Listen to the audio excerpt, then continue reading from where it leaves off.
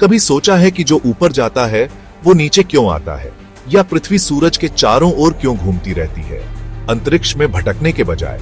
इसका जवाब कुदरत की एक बुनियादी ताकत में छुपा है, ग्रेविटी। ग्रेविटी सिर्फ वो ताकत नहीं है जो हमारे पैरों को जमीन पर रखती है। ये तो ब्रह्मांड का आर्किटेक्ट है जो गैलेक्सी बनाता है, तारों को जलाता है और आकाशीय पिंडों के नाच को निर्देशित करता है। चलो इस अनदेखी ताकत को समझने के लिए एक सफर पर चलते हैं जो हमारे ब्रह्मांड को आकार देती है। आसान भाषा में ग्रेविटी किन्हीं भी दो चीजों के बीच का आकर्षण है जिनमें मास होता है। ब्रह्मांड में हर चीज, सबसे छोटे परमाणु से लेकर सबसे बड़े तारे तक, हर दूसरी चीज पर गुरुत्वाकर्षण बल डालती है। जितनी ज्यादा किसी चीज का मास, उतना ही मजबूत उसका गुरुत्वाकर्षण बल। इसे ऐसे समझो, एक बॉलिंग बॉल का पुल एक गोल्फ बॉल से ज्यादा होता है। इसी तरह दो चीजें जितनी करीब होंगी, उनके बीच का गुरुत्वाकर्षण बल उतना ही ज्यादा होगा। भले ही हमें हमेशा एहसास न हो, ग्रेविटी हमारी रोजमर्रा की जिंदगी में बहुत अहम भूमिका निभाती है। ये एक अदृश्य शक्ति है जो हमारे चारों ओर हर समय काम कर रही है। यही वजह है कि हमारा वजन होता है। जब हम वजन मापते हैं तो हम वास्तव में यह माप रहे होते हैं कि पृथ्वी हमें कितनी ताकत से अपनी ओर खींच रही है। आपका वजन बस ग्रेविटी का बल है जो आपको पृथ्वी के केंद्र की ओर खींचता है। यह बल हमें स्थिर रखता है और हमें इधर उधर तैरने से रोकता है। यही कारण है कि चीजें जमीन पर गिरती हैं। जब आप एक सेब को पेड़ से गिरते हुए देखते हैं तो आप ग्रेविटी के प्रभाव को देख रहे होते हैं। अपना फोन गिराओ और ग्रेविटी उसे नीचे गिरा देगी। यह एक साधारण घटना है, लेकिन इसके पीछे की विज्ञान बहुत गहरा है। हम कूद सकते हैं और वापस जमीन पर आ सकते हैं। यह सब ग्रेविटी की वजह से है जो हमें हमेशा नीचे की ओर खींचती है। ग्रेविटी हमें जमीन से बांधे रखती है, हमें अंतरिक्ष में तैरने से रोकती है। यह हमें स्थिरता और संतुलन प्रदान करती है। ग्रेविटी सिर्फ पृथ्वी तक सीमित नहीं है, यह एक सार्वभौमिक बल है जो पूरे ब्रह्मांड में काम करता है। यही वो चीज है जो चंद्रमा को हमारे ग्रह के चारों ओर कक्षा में रखती है और यह सुनिश्चित करती है कि चंद्रमा हमेशा पृथ्वी के चारों ओर घूमता रहे। और यही वो बल है जो हमारे सौर मंडल के सभी ग्रहों को सूर्य के चारों ओर घूमता रहता है।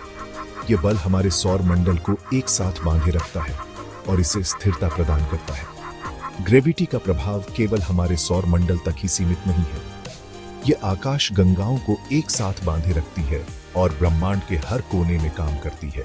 जब आप रात के आकाश में तारों को देखते हैं तो आप ग्रेविटी के अद्भुत प्रभाव को देख रहे होते हैं।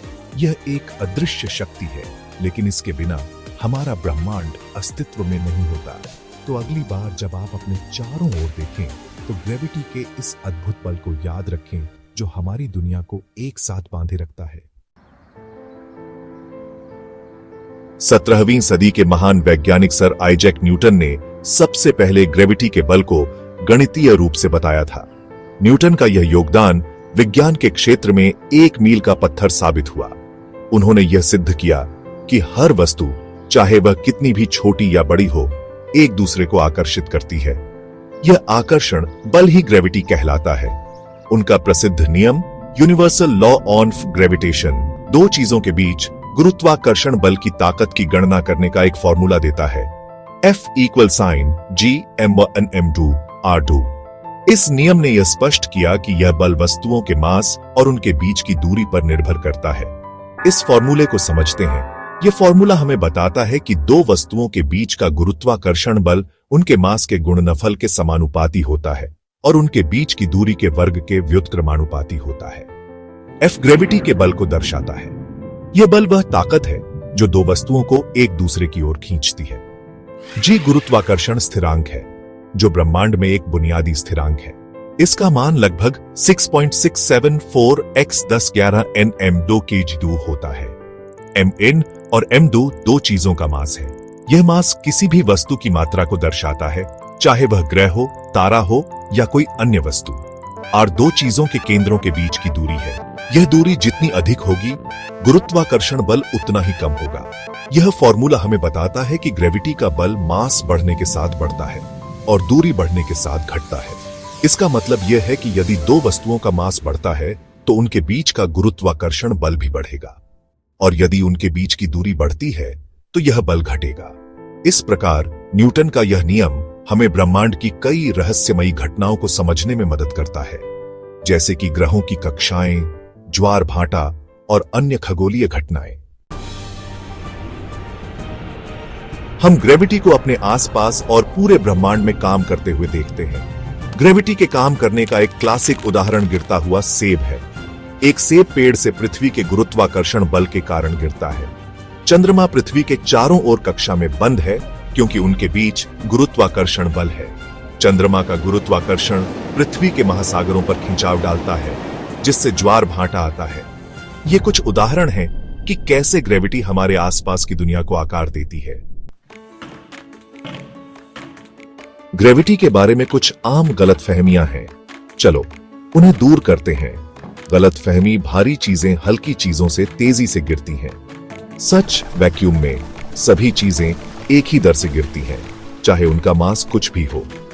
गैलीलियो गैलीली ने इसका प्रसिद्ध प्रदर्शन किया था, जिन्होंने पीसा की झुकी मीनार से अलग अलग मास की चीजें गिराई थी। गलतफहमी, अंतरिक्ष में कोई ग्रेविटी नहीं होती है। सच, ग्रेविटी ब्रह्मांड में हर जगह मौजूद है। अंतरिक्ष यात्री अंतरिक्ष में भारहीन दिखाई देते हैं क्योंकि वे पृथ्वी के चारों ओर लगातार फ्री फॉल की स्थिति में होते हैं। इन गलतफहमियों को समझने से ग्रेविटी कैसे काम करती है, इसकी स्पष्ट तस्वीर मिलती है। ग्रेविटी के बारे में कुछ मजेदार तथ्य और वास्तविक दुनिया के उपयोग यहां दिए गए हैं। ग्रेविटी या गुरुत्वाकर्षण बल वह बल है जो हमें पृथ्वी पर रखता है और हमारे चारों ओर की हर चीज को प्रभावित करता है। यह एक अदृश्य बल है, लेकिन इसके प्रभाव हर जगह देखे जा सकते हैं।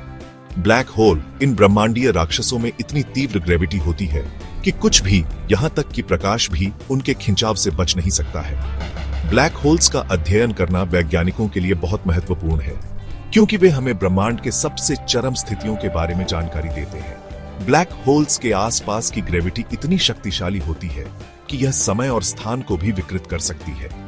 वजन बनाम मास, आपका वजन आपके स्थान के गुरुत्वाकर्षण बल के आधार पर बदल सकता है। उदाहरण के लिए, आप पृथ्वी पर जितना वजन करते हैं उससे कम वजन चंद्रमा पर करेंगे।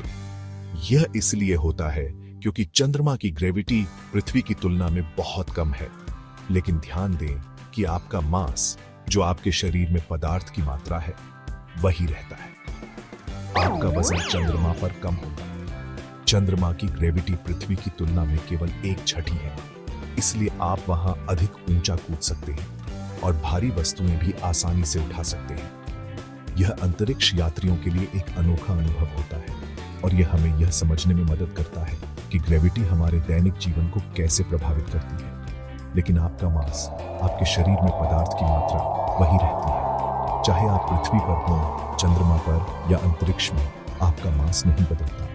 यह एक महत्वपूर्ण अवधारणा है जो हमें यह समझने में मदद करती है कि ग्रेविटी और मास कैसे अलग अलग होते हैं।